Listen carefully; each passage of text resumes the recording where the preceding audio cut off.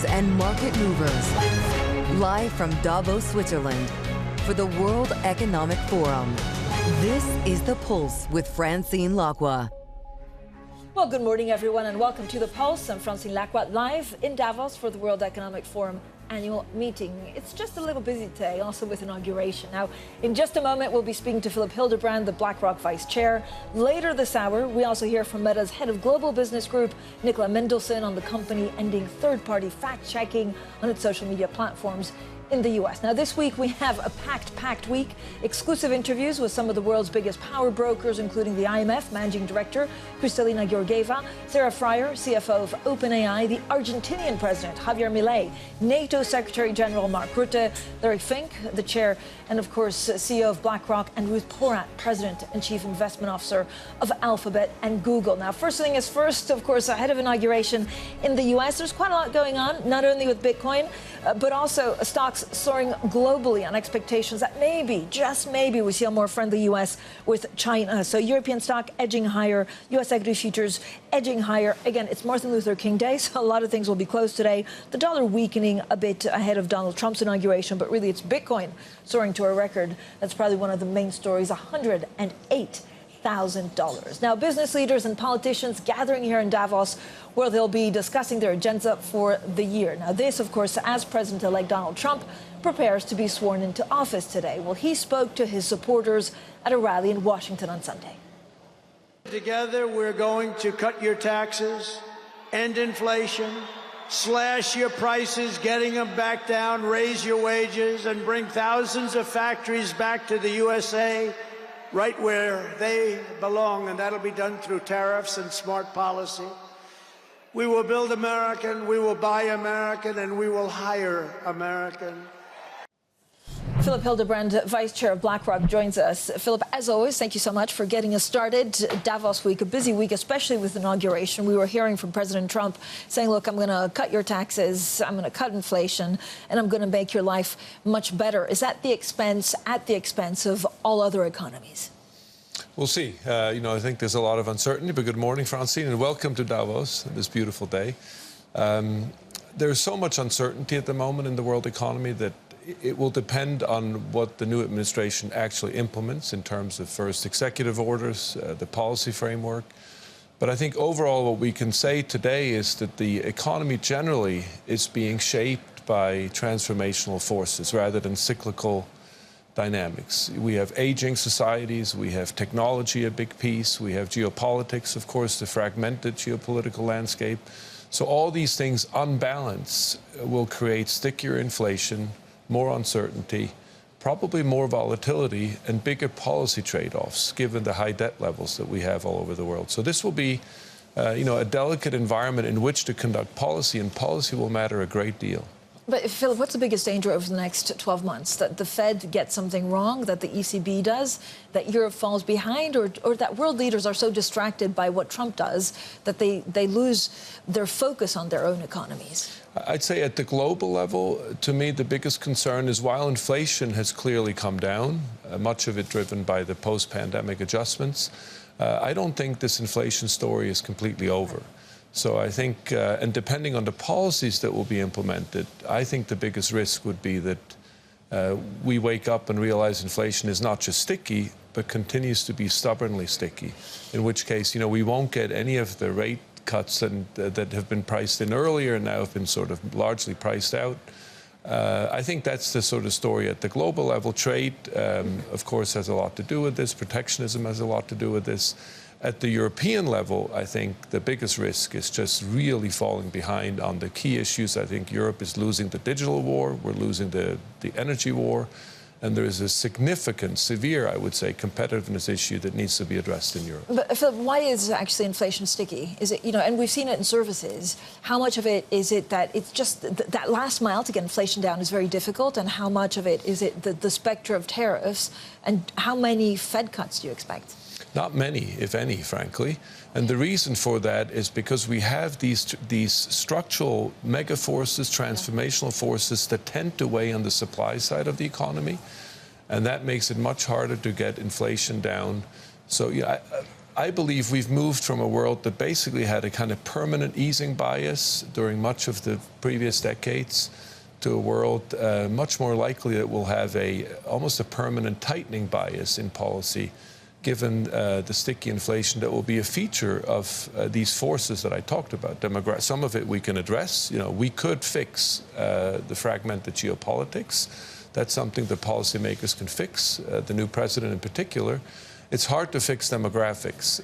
And so these forces will be in place for quite a while. And I think that leads to, on average, stickier inflation and higher rates for longer. You worry about Europe. Why do you worry about Europe?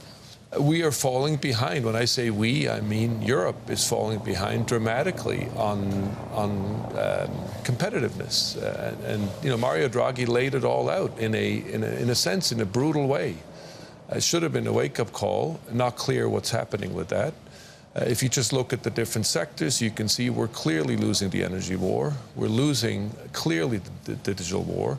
And then I think critically, the capital market story in Europe is just not unfolding. Part of the extraordinary dynamic of the U.S. economy, part of the reason why the U.S. is the place to be as an investor, is the depth and this fantastic breadth of the capital markets in the U.S., which Europe is just not able to replicate, even though we pay lip service to it. So I think this is a very significant challenge. But you also have Germany and France with their own kind of domestic problems. Do you have hopes for the German election? Is Mr. Mersch the right person to actually lead Germany and therefore take a bigger role for Europe as well? There's no question that the sort of paralysis, in a sense, politically, which we're seeing in many places, the incumbents are having a very difficult time across the world. In Europe, it's particularly problematic at the moment because the classical historic driver, the Franco-German relationship, is not really driving at the moment. And I think it's hard to get this momentum to address what Mario Draghi laid out in his report unless you have strong leadership from the big countries, and that has been absent, which I think is a real problem. And in my view, the new administration should be even more of a wake-up call for Europe to step up on these issues. Who's the right person to lead Germany in this transition? Well, we'll see. That's for the German people to decide. But clearly, the policy makeup of the previous administration needs to change.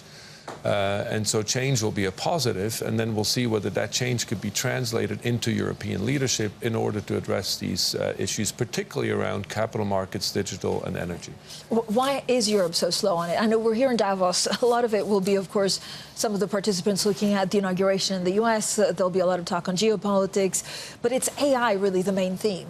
Do you worry that Europe is over-regulating or that it's falling behind when it comes to innovation?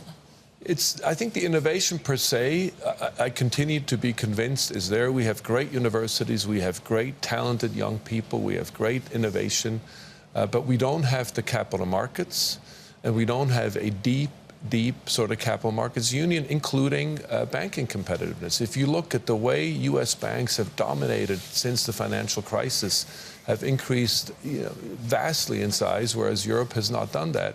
Part of that story is regulation, there's no doubt. And it's going to get worse if the U.S. implements, if the new administration actually implements a kind of deregulation agenda in finance, which has been advertised, at least from what we know so far. That's going to make the gap even greater. So this has to be a wake-up call for the regulators in Europe to decide, do we want to be competitive in finance or not?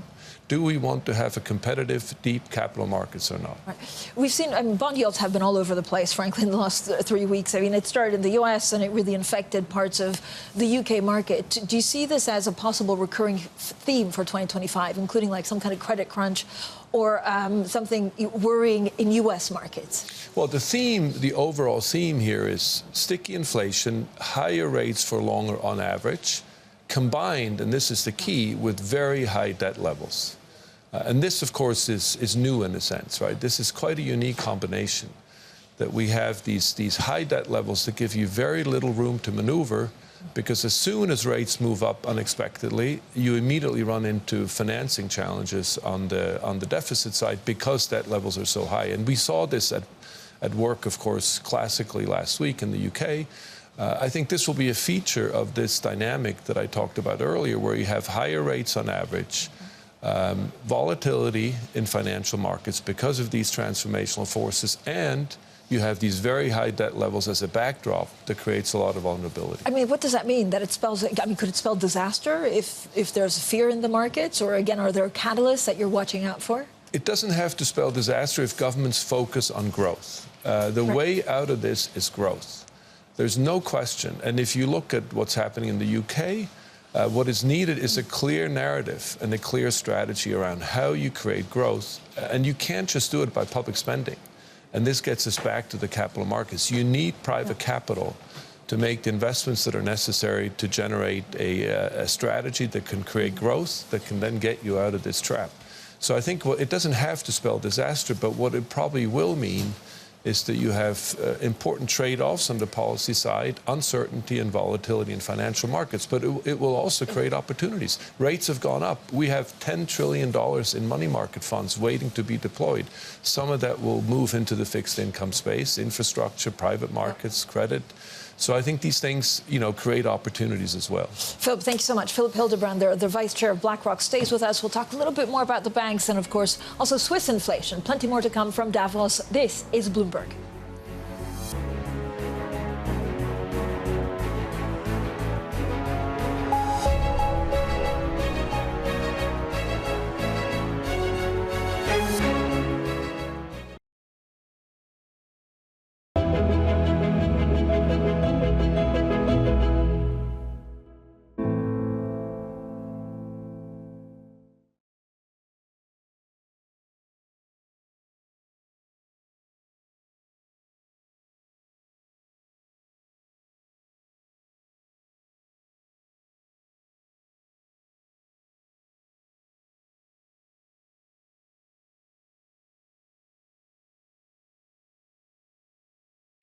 This week, live from the Alpine Mountains.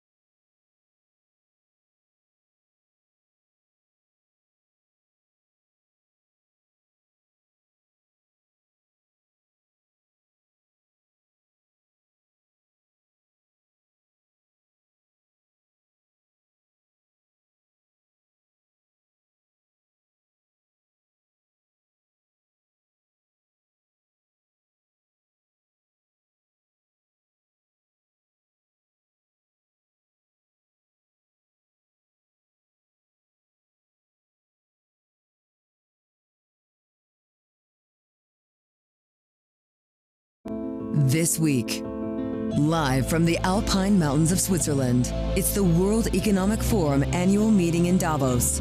Bloomberg Television brings you unmatched coverage and conversations with world leaders, business executives, and billionaires as they navigate the AI age, energy transition, and geopolitical tensions.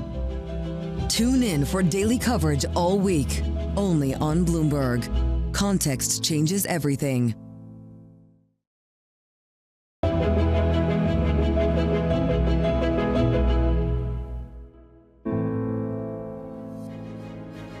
Welcome back, everyone. Davos, day one, or is it day zero? Because we really start off this evening and then onto Friday. This evening is also inauguration in the US, so lots to talk about, and markets watching everything around them. Still with us in Davos, Philipp Hildebrand, Vice Chair of BlackRock. Philipp, as always, thank you so much for sticking around. We had a good, robust conversation about what was needed for Europe to be a little bit more competitive and maybe, face also what's happening in the US.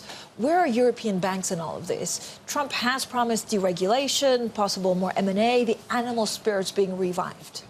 Well, Europe needs banks. There's no question. Europe needs capital markets. The banks, we have one or two very successful banks in Europe. They're very small compared to the U.S. So the U.S. banks can dominate if they choose to, or certainly if Europe deteriorates further in terms of the regulatory environment and the competitive landscape. So I think for Europe to have a growth agenda that is comparable to the U.S., to have a sustainable growth agenda, you need an effective, deep banking and capital markets structure. And we're lacking that at the moment, particularly around capital markets, and regulation is too constraining. There's no question in my mind that Europe needs a wake-up call on regulation. That doesn't mean you deregulate and set yourself up for the next financial crisis, but you have to take into account competitiveness. But why is it so slow, frankly? Why have we not seen a working capital markets union yet? Well, part of it is in the nature of the very complicated makeup that the European Union is. It is not a country, and it is not a full federation. It's somewhere in between. And so decision-making is problematic, it's slow, that's not going to change, so we have to work with that.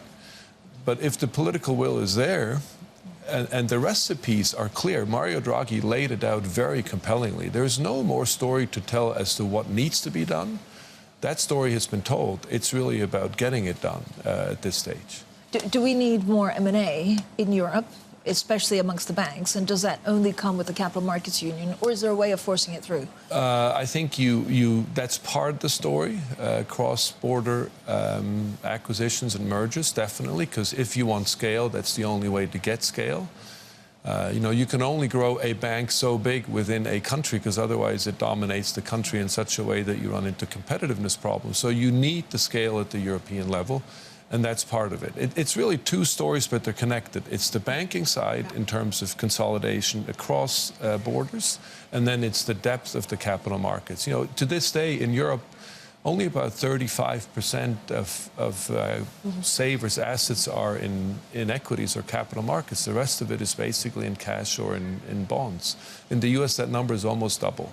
And that tells you the depth of the capital market story that is a key ingredient behind a reasonable growth agenda, particularly at a time where we're going to need to invest so much in AI and infrastructure, all these things, and that money needs to come out of the private capital market. Yeah, but I keep on hearing actually a lot of chief executives saying it's also unfair that private money is not being tested as much as, for example, some of the banks. So that regulators, the shadow banking space, which we're so worried about, where nothing's happened essentially, is still a source of something that we should be looking at. Well, I think you want to do the opposite. You want to make sure that you have deep capital markets. So the last thing you want is to replicate the very tight regular agenda that we've seen on the banking side and kind of transpose that onto capital markets. That's going to make things even worse for Europe, particularly, and again, we'll see what happens in the next few weeks in Washington, but this becomes particularly pronounced if indeed the U.S. goes on a deregulatory track in finance. Philipp, so you were also, of course, a Swiss National Bank president. Talk to me about how you see the way forward for SNB. Would they ever go back to negative rates again, given some of the dynamics with inflation and interest rates here? Well, we have a new governor now who's very talented and has gone through all the crises, from being a very young man to now being the governor. So he has all the tools, he has the experience. And I'm convinced that they will continue to deploy all the instruments that they have in their arsenal in order to basically continue to fulfill the mandate. The SNB has been one of the most successful central banks in fulfilling its mandate, and at times has deployed very unconventional instruments in order to do that, and I have no doubt they will continue to do that, subject to the inflationary environment that we're going to see around the world. The currency obviously is a big factor in all of this, and so we'll see to what extent they balance potential currency instruments versus interest rate instruments. Philipp, thank you so much for joining me. As always, of course, the start of our Davos coverage here in 2025, Philipp Hildebrand, the Vice Chair of BlackRock. Now, all week in Davos, we'll be speaking to central bank policymakers, including the South African Reserve Bank Governor, the Banque de France Governor, the Bundesbank President, the President of the Dutch Central Bank, the SNB Chairman, and the Bank of Spain Governor. So we'll have you covered when it comes to central bankers and inflation talk. Coming up, the Gaza ceasefire takes hold as the first hostages are reunited with their families and 90 Palestinian prisoners are released. We'll have the latest live from near a key crossing between Israel and Gaza. This is Bloomberg.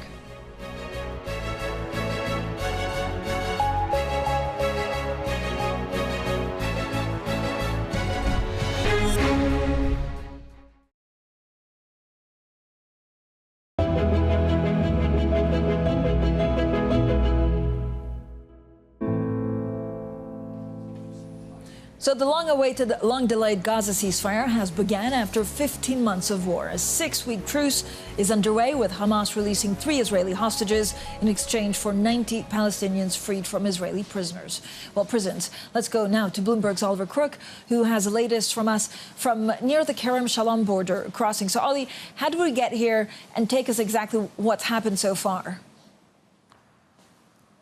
Yeah, Francine, we've just crossed over the 24-hour mark that the ceasefire has held since it was brought into effect yesterday, some 3 hours later than originally was anticipated. And in those sort of early hours of the day on Sunday, it wasn't clear whether or not the ceasefire would go forward. There was, in fact, fighting in Gaza. There were several people killed, but it did come into effect, and it has held so far for the last 24 hours. As you mentioned, Francine, the release of the first 3 female hostages, 90 prisoners from the Israeli side being released back to the Palestinian side.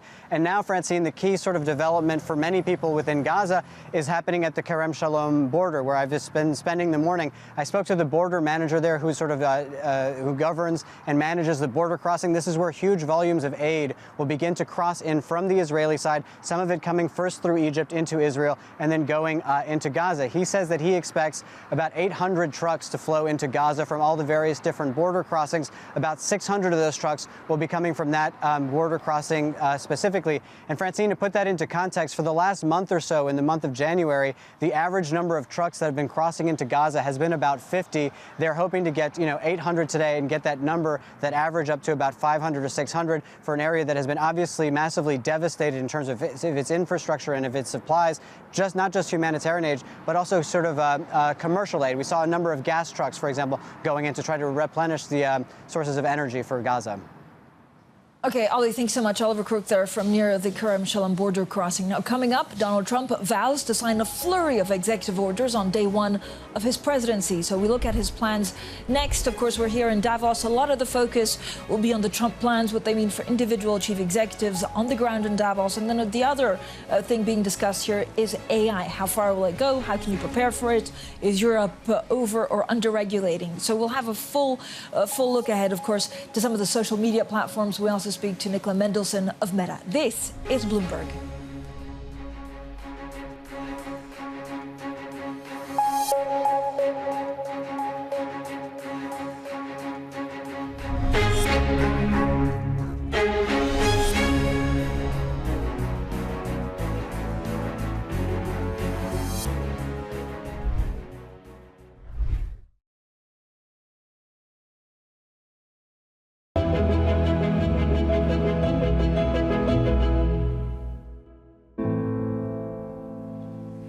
Well, good morning, everyone, and welcome to our special coverage live from Davos for the World Economic Forum annual meeting. I'm Francine Lacqua. Now, we know President-elect Donald Trump is poised to invoke emergency powers to boost domestic energy production and reverse Joe Biden's climate change actions. The move is set to be among an array of executive orders that Trump will sign on day 1 of his presidency. Now, he spoke on the eve of his second inauguration with a rally in Washington. I'm thrilled to be back with so many friends, supporters, and true American patriots on the eve of taking back our country. That's what we're going to do, take back our country. Well, joining us now is Chad Thomas, Bloomberg's Europe executive editor, who also oversees all of our Davos coverage. So that's not a small job, Chad. You get us all coordinated and follow like I'm trying to warm it up for you, too, but I'm not doing so well so far. Yeah, we could have done better on the weather. There's a lot going on, because a lot of the focus here will be chief executives trying to figure out what Trump is saying, to understand what their businesses will have to deal with. Well, those executives might be here in Davos, and we know a lot of them are here, but they will be watching very closely today what happens in Washington. We know there's going to be a flurry of executive orders. They've tried to keep some of it under wraps. There's the energy one that's already leaked out, but that is what everyone will be watching. They're also going to be watching what in the world's going to happen with TikTok. He has indicated that he's going to give them this 90-day reprieve, but we have to wait and see. He sometimes changes his mind. And ultimately then also what happens after that 90 days. I mean, he's mentioned the idea of there being some sort of a joint venture that would still include China, but a lot of the critics within his own party, Republicans, they do not want China to have any ownership in TikTok. So Everyone's going to be watching here very closely what's happening today in D.C. and in the days after. And of course, the president-elect, soon to be president again, is going to be addressing Davos on Thursday. That's a virtual address, but you can bet that people will be packed in to see that one as well. Yeah, and I feel like the word of the year for us is flux, right? Or at least when you speak to chief executives, they're trying to understand what happens next. Do they more worry about inflation and tariffs, or do they try and focus on geopolitics? Because we have quite a lot of big leaders also showing up in the geopolitics world. Yeah, and, you know, it's a difficult time to be a chief executive, right? I mean, that's why they get paid the big bucks. But ultimately, you have to deal with inflation. You have to be prepared for those tariffs. And you have, as you say, geopolitics. We have Ukrainian President Volodymyr Zelensky coming here. He was here last year. He really was a focus last year in Davos. Expect that to be the case again. He is someone who really is good at seizing the room and making sure that Ukraine remains a big topic. Of course, a lot has changed in the last year as well when you look at the leadership in the U.S. and the willingness to help on Ukraine. So he certainly is going to be here, you know, pushing for people to make commitments to continuing to support Ukraine. Tomorrow's interesting because you have, you know, Chancellor Scholz showing up, but also the person that could replace him come February 23rd. Yeah, and that's something I personally will be watching very closely. I, of course, have lived in Berlin for a very long time. Friedrich Merz is here tomorrow, and he will be addressing the Davos crowd. Of course, he's a former banker himself, so he's been to Davos before. He knows this crowd. And Chancellor Scholz is here to make his pitch as well. We'll also be watching the day after that, the Vice Chancellor, Robert Habeck. He's the leader of the Greens. He's also coming. So it's kind of like the German election campaign is coming to Davos. The election is only just over a month away, so they are making those last pitches. They also have to be kind of a bit careful. On the one hand, they want to court this crowd, but it doesn't necessarily play so well at home domestically. So there's a balancing act that they all have to play when they come here. Yeah, that's what it's so interesting, actually, Davos, because you want to be able to pitch your country or your business to investors, but if you're too close to Davos, then you're seen maybe as an elite. When you look at you know, world leaders, we don't have a very big China contingent. Yeah, that's really interesting. I mean, there was a pretty large China contingent last year, and for whatever reason, they haven't really sent any top leaders this year. Maybe they're also watching more closely what's happening in Washington today and decided this isn't the time for us to come and deliver a big message in Davos. We'll have to wait and see what happens next year. Will there be a bigger China contingent, and will potentially President Trump come next year? He, of course, has been here. We both were here when he was here a few years back as president, and that really sucked a lot of the attention out of Davos. Yeah, I'm looking forward to Mr. Milei of Argentina. I mean, this is going to be a big interview for us. Yeah, that is going to be really exciting. That's on Wednesday afternoon. Really be looking to hear what he has to say. Yeah, the unorthodox, you know, unconventional economic policies that so far have worked. So watch out for that. Yeah. Thank you, Chad. As always, Chad has to get back to work. He has a big operation to run here in Davos. Bloomberg's Europe executive editor, Chad Thomas. Now, the Chinese-owned social media app TikTok has restored service in the U.S. after briefly going dark to comply with the Supreme Court ruling. The reprieve came after President-elect Trump promised an executive order giving ByteDance 3 more months to find an American buyer for the platform. Well, for more on this, Tamlin Basin from Bloomberg Intelligence joins us. Hi, Tamlin. So what's the current status of the saga? Yeah, well, Francine, it's quite confusing. There's a lot of moving parts. So the current status is that TikTok is back online now as of, I think, yesterday afternoon in the U.S. That's after going dark based on a decision that TikTok made to sort of pull its services out of the U.S. and sort of draw attention to the impacts of this ban that passed Congress, was signed into law by President Biden, and took effect on Sunday.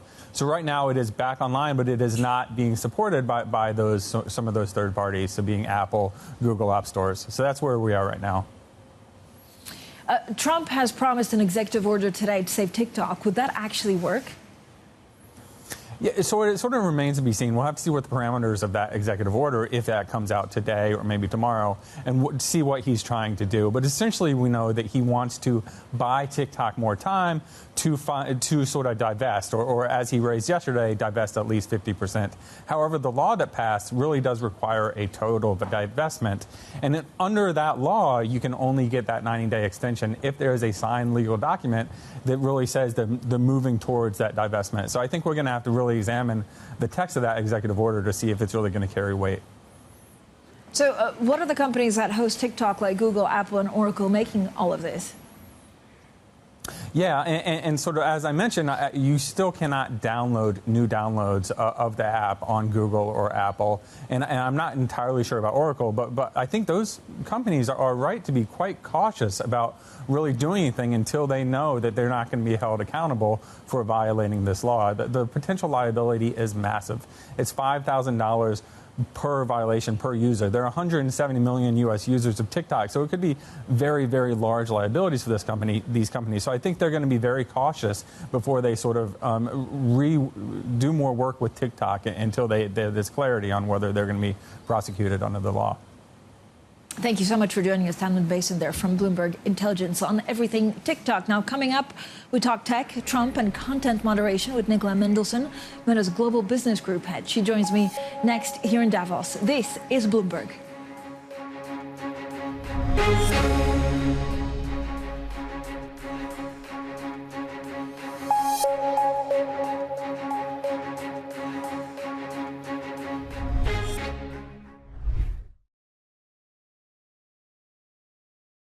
Today, Donald Trump will be sworn in as the 47th President of the United States. Bloomberg will have special coverage of the historic inauguration, live from Washington, D.C. It all starts at 11 a.m. Eastern.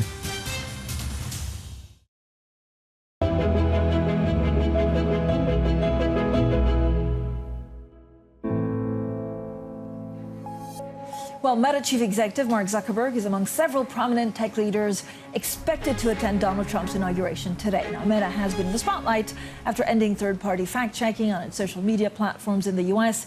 Instead, users can comment on the accuracy of posts with a community note system, which it says will promote free expression. Well, we're now joined by Nicola Mendelsohn, Meta's global business group head. Nicola, as always, thank you so much for joining us. I mean, look, Meta has definitely been in the news through some of the comments of Mark Zuckerberg, through this third-party checking, which we'll get to in a second. Overall, the big theme here is AI. Are we underestimating or overestimating the speed of change for AI? Well, I think, first of all, it's fantastic to be here. And yeah, this is the Davos AI conference, it feels like. And from a Meta perspective, 25 is going to be a big year for us as we continue to build out some of the most exciting, innovative technologies, including AI at the heart of everything we're doing, developing the future of social media, the next computing platform with our AI glasses, and of course the performance of our advertising as well. And we're seeing extraordinary results across all of those different areas.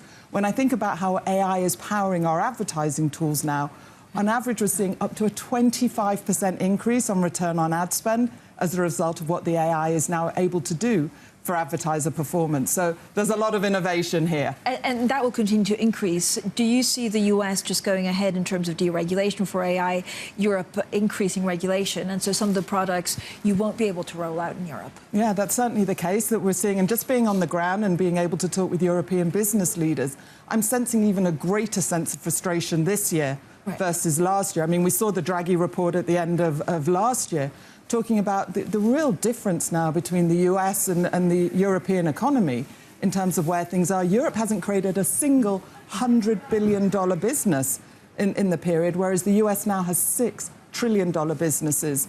And Meta is one of those. And the frustration they're telling me is the overcomplication of regulation, over 100 different rules, 270 different regulators. And what this is meaning now is it's really playing a huge toll, a real cost, both on businesses but also people as well. So yes, I think that's a challenge here. But Nicola, does it mean, for example, on the fact-checking, the fact that you now have gone to third party, in Europe you still need to fact-check. So could you have fact-checks on politicians for European viewers and not in the US? So one of the things that we shared, as you said at the beginning, is that we are moving away from the way that we were utilising third-party independent fact-checkers and moving now to much more of a community notes programme. We're starting that in the US, and then we'll see how that goes as we move it out over the years. So nothing changing in the rest of the world at the moment. We're still working with those fact-checkers around the world. But in the US, that's the direction of travel to start with. I mean, there's a lot of people that are worried, of course, about fake news, disinformation. Are you taking steps to either see how it goes and then be able to roll it back, or are you keeping an open mind about, what the end game is? No, we want to be very clear. There's still no place on the platform for things that would cause real-world harm, terrorism, drug trafficking, child exploitation. We don't want any of that on the platform. What Mark's committed to, and always has been from the very earliest days of Facebook, is the ability to create platforms for free expression. And so he actually did a speech back in 2019 in Georgetown where he set out that direction to encourage more discourse, to encourage more debate, and that's where we're going. Yeah. So I know you've also been a long-time advocate of diversity and inclusion. How does that match up with some of the, DEI things that you stopped doing? Well, I think you can see and you can observe that we're certainly in a changing political and societal changes in the US right now. So we have stopped our DEI programs. But what hasn't stopped is our commitment to bringing the very best talent from very different types of communities around the world in order that we can serve our 3.2 billion people in the best way possible. How will you monetize Threads? Is that one of the things that you're focusing on for 2025? So we're very excited about Threads. Threads now has, look at you smiling, 300 million users. We've got 100 million users coming onto the platform every single day now. So we're excited to see the trajectory, but nothing to share with you quite yet. Okay, what does it quite yes? And maybe well, in a couple nothing of months? to share with you, but you know how these things work, that we want to get out to a place that we've done with all of our platforms where we put it out for people first, and then we come and think about monetization after. I mean, a lot of my, social media space is on what's happening with TikTok and the fact that they went dark and now they're back on, that President Trump is trying to save them. How much of a difference or how much of your efforts are you spending trying to understand what it means, for example, if it gets sold to Elon Musk? So, I mean, this is a very fast-moving, space. And as a company, we've always welcomed competition. I think that's a good thing. I think it's a healthy thing for the environment, for the eco space. I've got our teams focusing on making sure the advertisers know the amazing products that we have.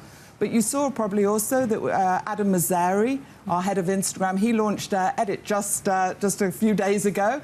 And that's exciting because that allows creators to have many more tools to be able to create the content that they want to get out to their communities. So we're excited to see that launch. What are advertisers saying right now? Are they feeling good about 2025? Were they spending? Were they spending less? So the advertisers that I'm talking to, when they're talking to me, they want to focus on growth. I think there's probably a bit more optimism in the US on the outlook in terms of how things are versus what's going on in Europe, and that reflects what I shared earlier. But they're saying that, we're really helping them to deliver the growth. And that's not a surprise in terms of what we see. We're giving them more tools, generative AI tools that we're giving to them now, and that's seeing some great results. So we've now got 1 million advertisers that are using our Gen AI tools, and they're creating, on average, about 15 million pieces of content every single month now. So more to come on that, but I also think about things like Reels. Advertisers are really leaning into Reels. More than 50% of the time spent on the platform now is through Reels, and again, that's AI powering that recommendation system. So there's lots of excitement for advertisers with us. Have any advertisers said they worry about the fact-checking changes coming up? Actually, what advertisers are saying to us that they've been very reassured by the brand safety tools that we've put in place, a number of years ago. And we've reassured and given commitment that we're absolutely continuing to invest in this area so that advertisers are in control of where they do or don't want to put their advertising. I mean, do they worry about brand reputation, or are there some conversations that are going behind closed doors that, that you're trying to find a way of reassuring them on some of the maybe specifics that they worry? So we've spoken about what hasn't changed. The commitments that will still be transparent in what we publish in our community standards report, the fact that they have those brand safety tools to be able to utilize if they want to. And then ultimately, any advertiser should really judge you also by the growth and the performance that you're delivering and on the innovation. And so one of the things they're really leaning in at the moment is on business messaging, which is really a revolutionary way to be able to connect with consumers. And when you bring AI in on the top of that, which we're starting to do now, we're seeing tremendous responses for advertisers. And the whole area of AI assistance, I mean, Meta AI now has 600 million monthlies that are coming on, well on its way to being the most utilised assistant on the planet, which is really exciting. Then you think to 25, we're going to be investing more in voice and investing more to make them more personalised so they feel more like you can choose the tone and the way of being. And advertisers are really excited in this area as well because that means they can enhance the customer service, they can enhance, the information backwards and forwards, even when their businesses are closed, can have that 24/7 going on. So a lot to be excited about. So, Nicola, what does that look like? So is it a business account that speaks to me personally, or is it an influencer I mean, the sky's the limit, really, on how you can go forward with this. Yeah, so the way that we're utilising it at the moment is through businesses that are already using our click-to messaging applications. And that can be on WhatsApp, or it can be on Instagram Direct, or it can be on Messenger. And then you can literally have an assistant on the side. And they're getting more and more sophisticated. But we're seeing really strong results from the advertisers in terms of the customer service, the customer enhancement that they see. And yes, you're right, the sky is going to be the limit in terms of how those are going to evolve. And we think ultimately that people won't just have one assistant for themselves personally. And businesses will probably play around also with different ones depending on what you're looking for. So this is a really innovative way, and we're seeing around the world that rest of the world's really embracing this. In the US, we're seeing that WhatsApp now is over 100 million users, and so it's our fastest growing region here. They're starting. I mean, I feel like they're starting, but in Europe we use WhatsApp for so much. And for much longer as well. Is that cultural? And also, if you go to Asia, I mean, the utilization in Asia of how businesses and people are communicating, we're seeing over 600 million business conversations every single day between business and people. I mean, that's huge. And they're doing everything from buying life insurance, buying, metro tickets, to buying shopping and buying clothes. And Nicola, Mark Zuckerberg also said that actually there's more masculine energy that is needed. Do you feel that at Meta? No, I think, I've been at Meta, I'm going into my 12th year now. The Mark Zuckerberg that I work for, I've had an environment where I've grown. I've seen the women around me grow, and so I think it's a fantastic place for people that are looking to be in their career, that want to build the most innovative, the most exciting, cutting-edge things like Orion. I mean, we're demoing Orion here, which is our first holographic augmented reality glasses. It's like seeing the future. You'll have to come and try it. Okay, that's amazing. We can be there and also be in many places at the same time, I feel like, thanks to the holograms. Thank you so much, Nicola Mendelsohn there, Meta's Global Business Group Head. Now, collaboration in the intelligence age is one of the key themes at the World Economic Forum this week. Bloomberg will be speaking to a host of global tech leaders in Davos, including the OpenAI CFO, Sarah Friar, Alphabet and Google President and Chief Investment Officer Ruth Porat, Mistral AI Chief Executive and Co-founder Arthur Mensch. Coming up, we'll take a look at crypto markets. Yes, we will, after Bitcoin hit a record and meme coins from Donald and Melania Trump launch on the cusp of the inauguration. That's next, and this is Bloomberg.